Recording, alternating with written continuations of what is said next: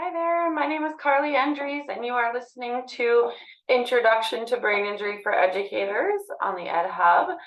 I am with the North Dakota Brain Injury Network, and this is our team here. We have Rebecca Quinn as our director, Nikki is our resource facilitator, and my name is Carly, and I am a senior project coordinator. We serve the whole state of North Dakota, so always let us know if you need any support, and there is never a fee for our services, but we wanted to kind of talk to you just about brain injury in general today. So let's first do kind of an overview so we're all on the same page as far as definition and all of that. So acquired brain injury, or ABI, is the umbrella term. So that's any damage to the brain occurring after birth but before degenerative dementia like Alzheimer's and things like that. Okay, so we don't help with that. We don't really help with fetal alcohol because that's in utero. It's not technically a brain injury, but we can help connect you to the right people that do. And same thing with Alzheimer's. But there are two forms of brain injury. So there is a TBI. So that is injury from an external force, something outside of the body coming into contact with the body. But then there's this whole other side too that people don't necessarily realize. So oxygen deprivation, this can happen from near drownings, this can happen from strangulations, this can happen from anoxic injuries such as near hangings and things like that, like failed suicide attempts. Infectious diseases, meningitis, encephalitis, long COVID can cause a brain injury. Chemical or substance exposure, so abusing drugs, alcohol is very, very hard on the brain as well. And then strokes or tumors. So these are all things that are kind of more internal rather than external forces, but they all are brain injuries. So when we look at just TBI now, we're looking at traumatic brain injuries. Nationwide, the falls is the #1 reason for brain injury. Here in North Dakota, in particular, it is slipping and falling on the ice. So salt those sidewalks, keep those sidewalks clear of ice and snow and all that, and use handrails inside and keep, rugs fastened down as good as you can. But yeah, so that kind of is our leading causes right there. I won't read through all of them with you. So about 2.8 million TBIs occur annually in the US. So that's a lot, and that's not even counting that whole other side of that first slide I showed you, right? So that's a significant amount of people. And look at that very bottom, a lot are receiving other or no care. So there are people being missed, a lot of people being missed that are falling through the cracks. And are more than likely involved in what we would call like a cycle of failure, and we would attribute that to a brain injury. So here's kind of some more information on prevalence. So depression is the first most prevalent disability, but then followed by brain injury, stroke, and epilepsy. So another thing about this slide is that basically our TBI rates have gone up because more people are surviving. So more people are surviving catastrophic type accidents, car accidents and things like that. Ambulances can get places faster, and we have all these cool technology with strokes. We can give them the TPA, right, and break up that blood clot buster thing, and they break that up at the hospital. So all this neat technology shows us that death rates have dropped, but then our TBIs, because people are surviving. So we have more people living with the long-term consequences of a brain injury than we ever have before. So when I talked about this whole cycle of failure type thing, this is what I was kind of talking about. So about 12% of the general population have a brain injury, but when we look at specific overrepresented populations, there are several, and this one being the first, and to me the most prevalent or the most shocking. Prison individuals report brain injury as high as 60 to 87% of those involved with criminal justice report a history of brain injury. Minnesota, so our neighbors right next door, they did a study recently, and look at their juveniles. Their juveniles came out at 99% having had a brain injury. And also for this population, the cause changes. So if you remember before, I told you that the cause for general population was falls.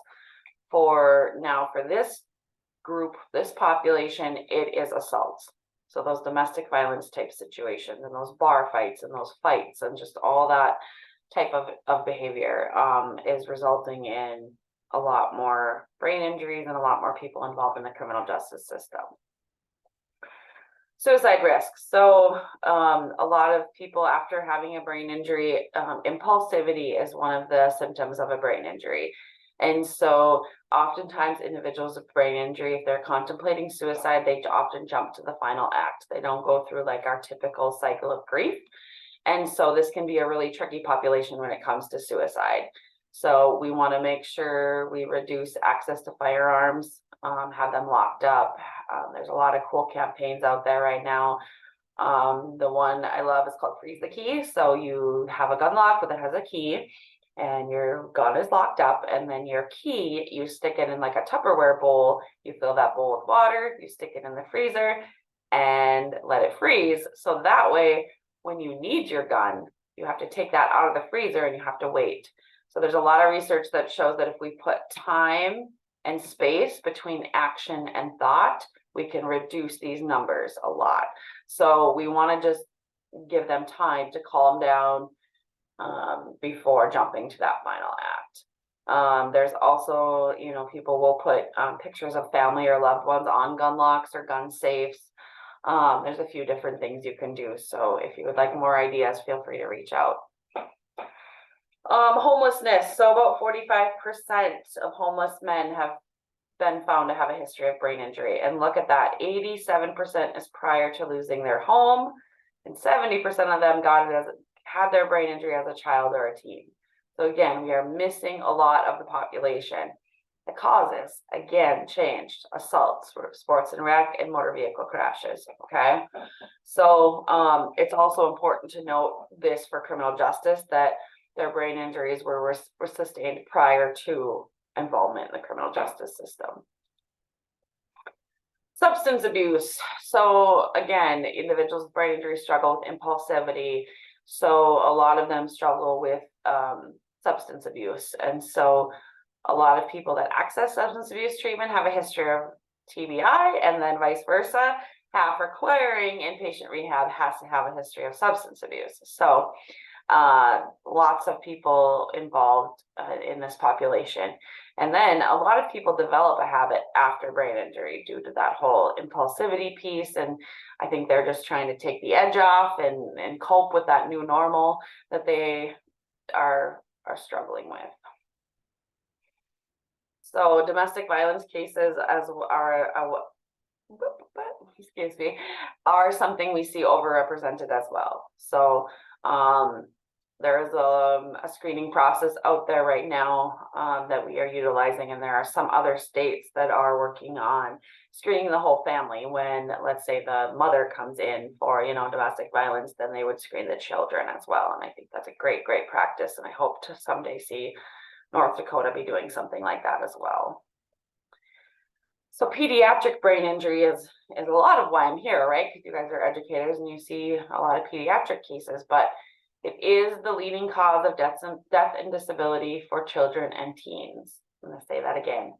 Brain injury is the leading cause of death and disability for children and teens. Early intervention is essential. Time reveals rather than heals. It is a very common misconception that if you sustain a brain injury as a young adult, you'll be fine. That's what we hear all the time. Oh, kids are resilient, they'll bounce back. Kids are resilient. Yes, I will give them that, but not their brains, not physically like that. They might have a dip in their development, and then they will, get back up there with peers. And then usually about the time that our adulting skills need to come into play. So about that middle school age, when we start moving classrooms and we start having to take some of our own notes, and maybe mom and dad go to work, so we have to get ourselves up and ready. When those things start happening is when we start to really notice the effects of a brain injury. So brain injuries are like snowflakes. The effects vary very greatly from person to person. And a lot of factors have to do with that. And unfortunately, you know, where the injury occurred, how it occurred, how fast did medical responders get there, what kind of insurance do you have? Were you able to get into a nice rehab or kind of a basic one? So yes, these are all potential things that might happen. But the brain is very, very complex. It's not something that we can explain in 30 minutes to you, nor does it really, I'm not saying it doesn't matter, but it's not that important that you know every little single thing that the brain does. So I want to show you this quick little video, and you might need to adjust your own volume to hear him, but it's just over a minute, and it's kind of a funny way of honestly, this is what it takes to raise your hand after what the brain goes through, but just listen to Ben explain it. How many people here remember your birthday? Okay, I think it's unanimous. What did your brain have to do for you to respond to that question?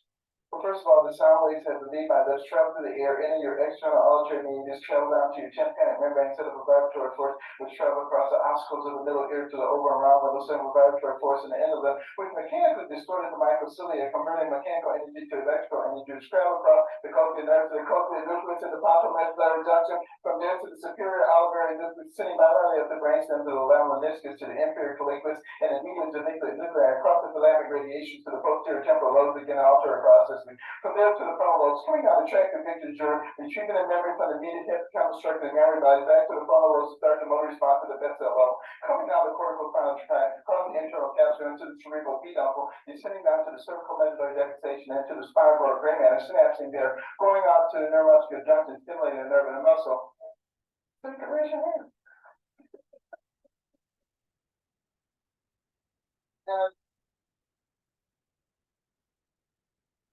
And that's the simplified version of what your brain has to see if you can get one of those rap singers to do that. But you know. So yeah, so the brain is a very, very, very complex, okay? So this is a very, very simplified version of the lobes and all their responsibilities basically, but they all work together to make us us. And there are, you know, different areas that are responsible for different things. To me, the biggest one as far as educators are concerned is that frontal lobe, right? That is our thinking, our planning, our emotions, our behavioral control, our personality, all of that stuff's in that frontal lobe. And that frontal lobe is very vulnerable to injury. It's sitting right out there in the open, right? To get whacked by a ball in gym class or punched by an abusive father, that kind of stuff. So yes, keeping that frontal lobe safe, promoting helmet use, please. If you could help us do that, that would be great. So the impacts of brain injury. So let's look at the impacts. So there is no cure, unfortunately, but there is a really rapid recovery in the first 6 months. So a lot of people think, oh, like I'm better now. But actually brain injury is considered a chronic condition, has changing needs. There will be good days and bad days. What works today might not work tomorrow, but it might work the week after that. So it's also very inconsistent too, but very, very much considered a chronic condition. So now these are all possible impairments. Again, every single person, you've met one person with a brain injury, you've met one person with a brain injury. They all have very, very different needs and very, very different things going on with them. But in general, we see physical concerns with their speech. They might have seizures, there might be changes in sleep, there might be hearing and vision loss, motor coordination, things like that. So that's kind of the physical side. Cognitive. So I want to be clear that it is not cognitive in the terms of like intelligence. It's cognitive in the terms of like processing. So our IQ does not change after brain injury. Our cognition does change though. So it impairs our judgment. It makes things difficult to recall. We might, you know, be unable to complete tasks without reminders. We have trouble concentrating. One of the first things to go after a brain injury is our attention.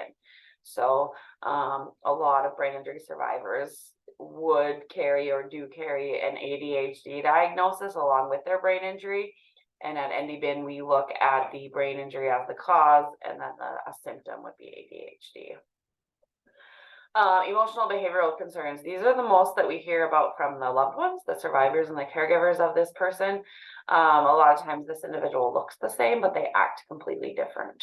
So this varies greatly from person to person, but one of the classic 3 things that we see at NDBIN, we call them the 3 I's: impulsivity, irritability, impatience. Those are kind of the 3 things that we see after a brain injury. So I already talked about this, that, performance will be very inconsistent and unpredictable. So what works today may not work tomorrow, but it might work the following day. Okay. Mild is a misnomer. So we will see oftentimes the doctor's office gauges a brain injury by loss of consciousness. Okay. So they gauge it by mild would be less than 30 minutes, moderate is 30 minutes to 24 hours, and severe is longer than 24 hours. Well, if I have had multiple mild, it has a compounding effect to be more like a moderate to severe. And kids don't lose consciousness like adults do. A kid's adrenaline has a lot less body to pump through, and it kicks in faster. So like, let's say there's a car accident and the adults get knocked out, but the kids stay awake. So sometimes those kids get overlooked at the doctor's office because they don't always lose consciousness. And the adults get more of the attention. So just something to keep in mind is that when we see mild, it doesn't mean mild for the person. And then if we've had multiple mild, then that's not good. So that is why we want to pull kids off the field and not have them play sports until they are medically cleared and ready to go back. We do not want them hitting their head again. That is a critical time where they need to heal.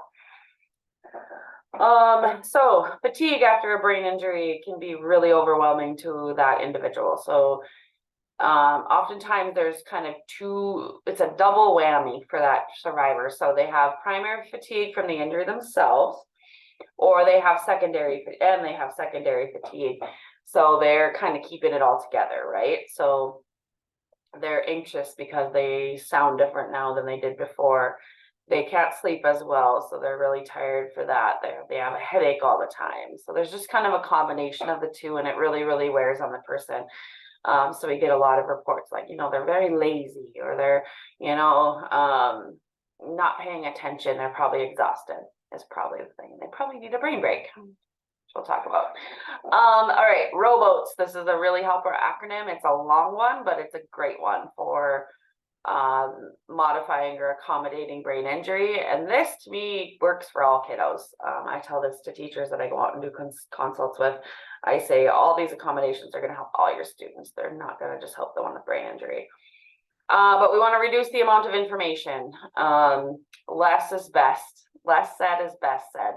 Okay, so schmoozing with someone with a brain injury is kind of a recipe for disaster. We just don't want to give them too many words to think about because their processing speed isn't really where we're at anyway. So we're probably wasting a lot of our breath. We want to give one direction at a time, one instruction at a time, go slow. We want to provide written and verbal when possible. We're so good at verbal, but we're not as good at written, right? We need to have PowerPoint slides or handouts or worksheets or some type of visual. We learn about 85% of what we learn is through our eyes. So anytime we can provide a visual, please do. Breaks are helpful. Our brain needs like a reset, a recharge. So we want to take breaks more frequently. It really depends on the person. So contact me for more info about that as far as this person. Routine often is better. So when our brain knows what's coming next, it does incredibly well. We want to ask the person to paraphrase and repeat. This is kind of how you're gauging that cognition and that comprehension of what you are talking about. So, when you explain or you do a lesson or whatever it is, you give a direction. Now you tell me in your own words, what did you just hear? You might be kind of surprised by what they just heard, and it might not be exactly what was said. So you might need to rethink that. We want to take our time. We want to go slow. Okay. So patience is a virtue, right? Just try to be as slow as we can with these individuals without being insulting, but just try to slow things down. And then we want to simplify and organize information. Graphic organizers, those are going to help your survivor with a brain injury. Simple, words like sibling. Do we have to say sibling? Let's just say, do you have any brothers or sisters? Just really bringing it down to their level, so to speak.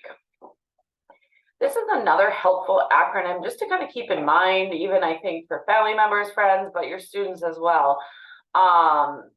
For if you hit your head and you went to the emergency room, or maybe you should have, did you lose consciousness or did you have an altered mental state? That's what the L is for. So again, you might not lose consciousness, but did you see stars? Did you feel sick or kind of goofy for a couple days? And then did you have significant problems in your daily life after that? Majority, almost, well, all of my survivors that I work with have a significant before and after. So they were born normal or typical, and they have your typical development, and then something happens in their lifetime where their brain was jolted and now they have problems in their daily life. And then significant sickness. So these are kind of things to just kind of keep in mind that, oh, this might be a brain injury. I should probably give those people a call. So this is our formal screener that we use for adults, but we do have a pediatric one as well. So if you're interested, I would love to get you the pediatric one. It's a lot of the same questions, but it's written a little more nicer or more kid friendly, and then it's geared towards the adult or caregiver, or the person that knows that kiddo the best. So really easy to implement. It doesn't work to just ask people like, hey, have you ever had a brain injury?